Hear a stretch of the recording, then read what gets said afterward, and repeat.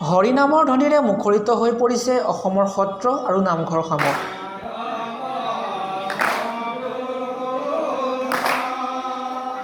ৰাজ্যজুৰি উদযাপন কৰা হৈছে গুৰুজনাৰ ৫৭৪ সংখ্যক জন্ম জয়ন্তী।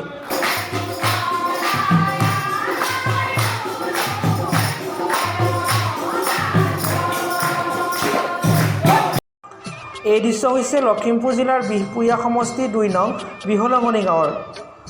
বিহলঙনি গাঁৱৰ ৰাইজে দুদিনীয়াকৈ আয়োজন কৰিছে গুৰুজনাৰ জন্ম জয়ন্তী। গুৰুজনাৰ জন্ম জয়ন্তীৰ উপলক্ষে ধৰ্মালোচনা সভা, দিহানাম, বৰগীত আদি বিভিন্ন কাৰ্যসূচী অনুষ্ঠিত কৰা হয়।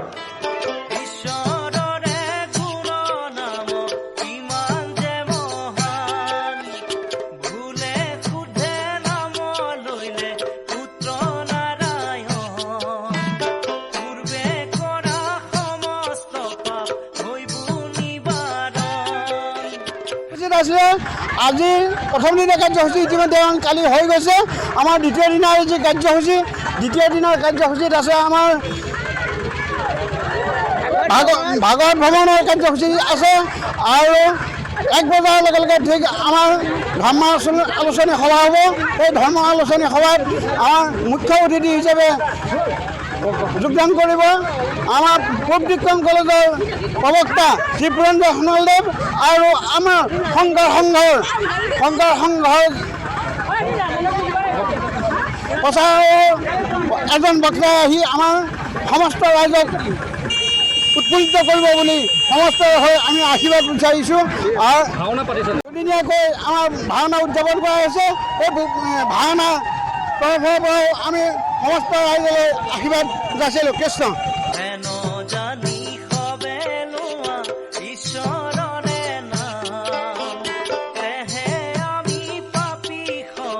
আনহাতে লখিমপুৰ জিলাৰ কাটৰি চাপৰি আঞ্চলিক সমিতিৰ উদ্যোগত শ্ৰীমন্ত শংকৰদেৱ গুৰুজনাৰ জন্মোৎসৱ উদযাপন কৰা হয়।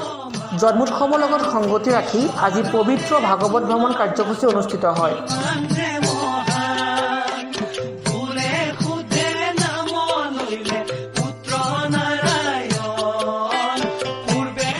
হৰিনামৰ ধ্বনিৰে মুখৰিত হৈ পৰিছে সমগ্ৰ অঞ্চল।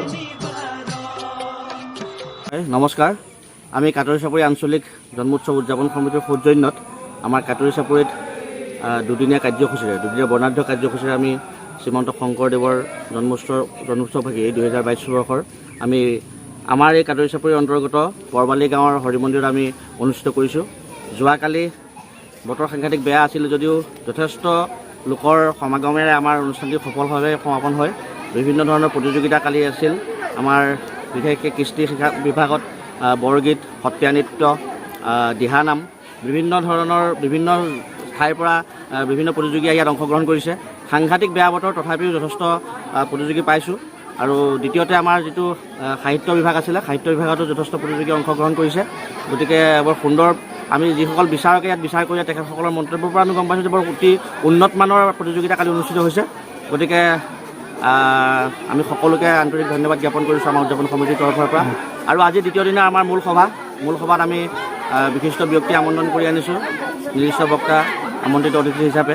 গতিকে আমাৰ আজি বতৰো আজিও যথেষ্ট বেয়া।